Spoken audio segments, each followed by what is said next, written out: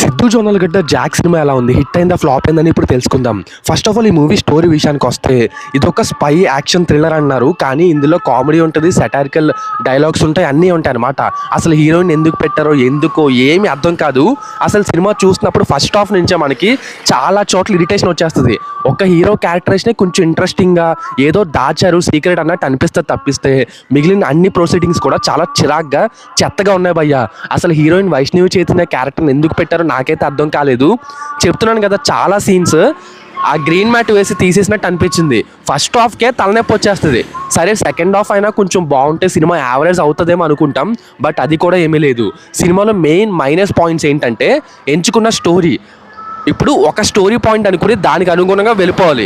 ఇప్పుడు రాయ్ ఏజెంట్స్ని కామెడీగా చూపించిన ఏ సినిమా కూడా హిట్ అవ్వలేదు ఇప్పటి వరకు. ఇప్పుడు అయితే సీరియస్గా చూపించాలి, లేదంటే ఫుల్ కంప్లీట్ కామెడీ వేలో ఉండాలి. ఇక్కడ కామెడీ సగం ఉంటే సగం సీరియస్గా ఉంటుంది, సగం సాటరికల్గా ఉంటుంది.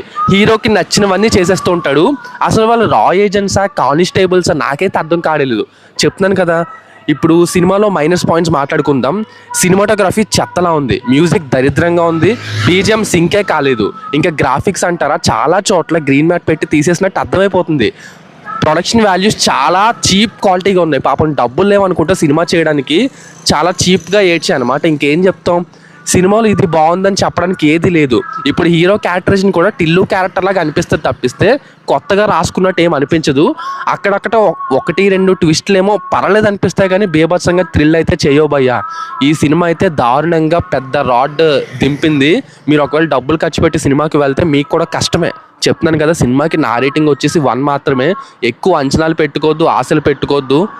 కష్టమే, సినిమా అయితే పోయింది భయ్యా.